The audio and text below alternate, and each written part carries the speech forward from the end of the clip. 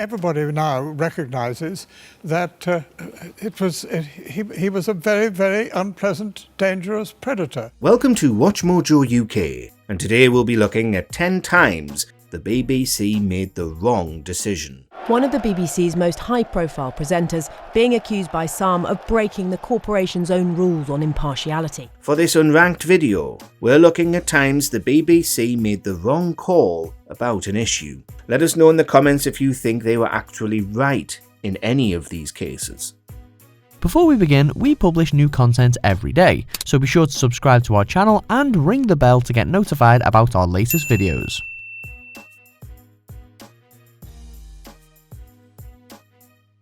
Neil versus Johnson. During the 2019 election cycle, very few people were allowed to interview the incumbent Prime Minister, Boris Johnson, including one of the most respected but feared journalists in the industry, Andrew Neil.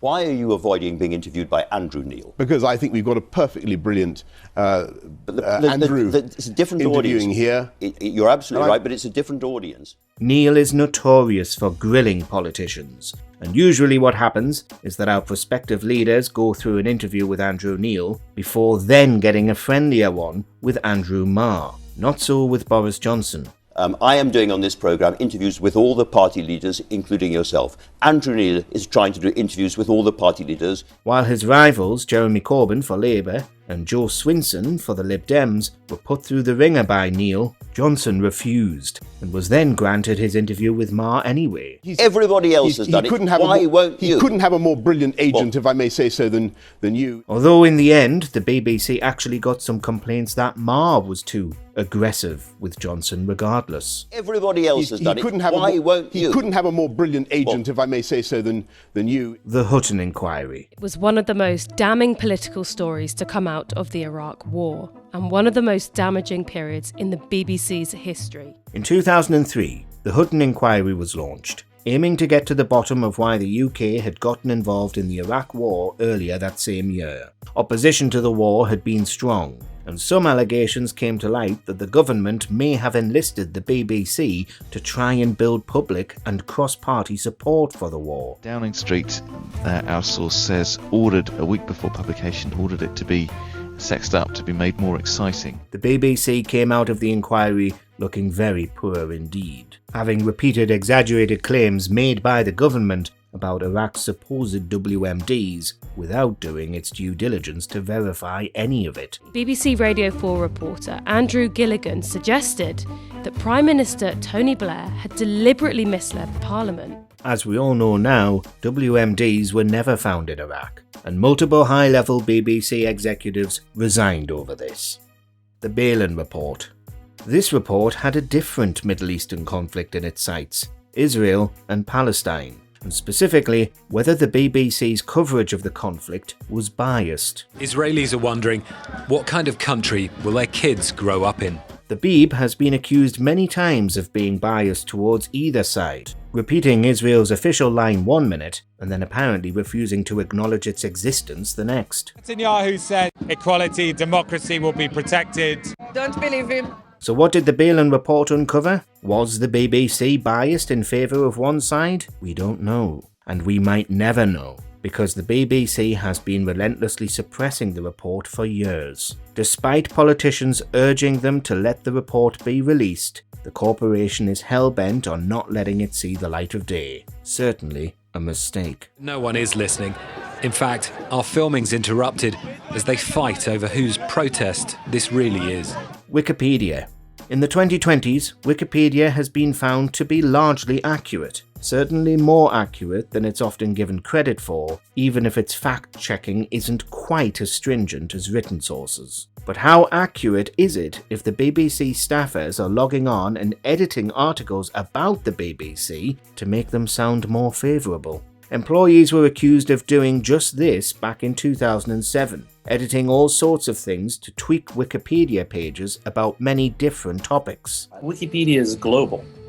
Wikipedia is not localized to particular countries. And immaturely, they also seem to add cheap shots against its rival companies, slating Channel 4 for bringing Big Brother to Britain.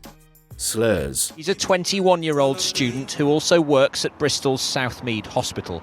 Last Wednesday, he'd just finished a shift when a car mounted the pavement and hit him. In 2020, the BBC was reporting on a racially motivated attack in which, for some inexplicable reason, the white newsreader repeated the extremely offensive slur used against the victim, a young rapper named K-Dog, on air.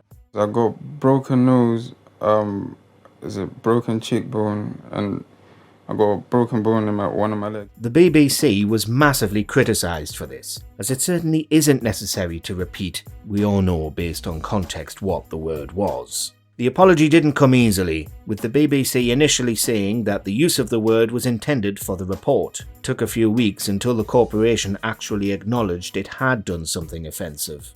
Just to make like something like that out of a situation, a real life situation as well that happened, so it's just like... Other broadcasters like ITV managed to report on the crime without using slurs, however. Prince Philip's death. We are interrupting our normal programmes to bring you an important announcement. Ofcom found itself overloaded with public complaints following the death of the Duke of Edinburgh in 2021, with many taking issue with the fact Philip was getting wall-to-wall, non-stop coverage across every single BBC channel. A short while ago, Buckingham Palace announced the death of His Royal Highness Prince Philip, the Duke of Edinburgh. There was just no need for every channel to simultaneously be airing the same coverage of him. And even if you're an ardent royalist, maybe you don't want to dwell on this for days on end. It is with deep sorrow that Her Majesty the Queen has announced the death of her beloved husband. Luckily, other channels were offering alternative coverage, as they're supposed to, but the BBC definitely made a mistake. It later said it had lessons to learn after the number of complaints reached over 110,000. Cliff Richard's home raid. Small convoy of unmarked police cars arrived mid-morning. In 2014, Sir Cliff Richard had some serious accusations made against him. The police investigated, as they're supposed to, which resulted in his house in Berkshire being raided by them. Investigation is linked to an alleged incident that took place in the county back in the 1980s. But somebody tipped off the BBC, which led to the raid being broadcast on television from a BBC helicopter that turned up to spectate. From the air, though, the cars could be seen as they parked and as the police team made its way towards the empty apartment owned by Sir Cliff Richard. Embarrassingly for the Beeb, the police found no evidence against Richard, and his name was cleared. A few years later, and enough was enough. Richard decided to take the BBC to court for the damage this did to his reputation, and the Beeb coughed up £2 million to settle the case. It was incredibly emotional for me to think that after 3 years, 11 months and 4 days, it's really finally over. The Savile documentary. From broadcasting false allegations that someone is a sex offender without questioning them, to refusing to broadcast credible allegations about the same thing. So you are his point of contact, you have half an hour with him, and he pitches to you that he's going to fundraise. In December 2011, a Newsnight investigation into Jimmy Savile was set to air, but the BBC was worried it might make them look bad, as he'd just died and they were running concurrent programmes about his long career. It didn't strike you as in any way odd that he parked himself there, had a room there, had an office there, had completely free access to wards, to operating theatres, to the mortuary? The following year, the scandal broke in the media widely, and the Newsnight situation came to light. Given what we know now, it was appalling for the BBC to try and save face, rather than admit it had enabled someone to commit such heinous crimes for years, protecting Savile even when he was dead and buried. But now, knowing what you know... With the benefit of hindsight, of course. But do you feel culpable? No, of course not. Suspending Lineker.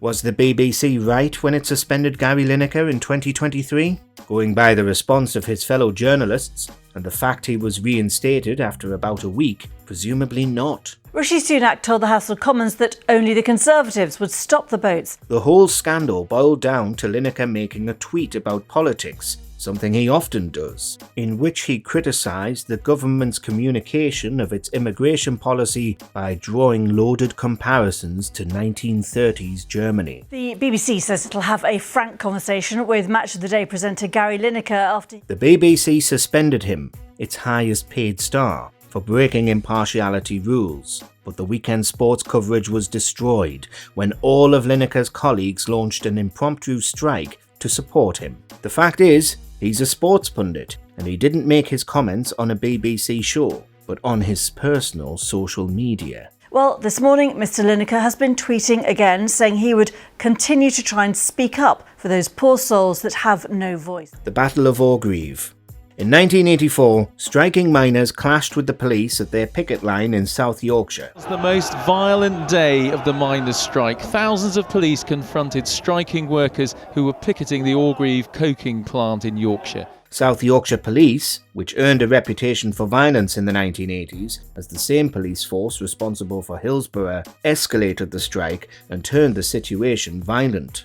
For years there have been calls for an inquiry into allegations of police brutality and fabricated evidence. News cameras were there, but when the BBC presented its coverage of the event, it showed the miners being violent first and the police second, as if the police responded with necessary force. This was completely backwards, as the police were to blame and began charging horses at the miners unprovoked. One officer present on the day said his superiors dictated how they should write up their notes. Decades on, and the BBC still hasn't apologised. Do you agree with our picks? Check out this other recent clip from WatchMojoUK and be sure to subscribe and ring the bell to be notified about our latest videos.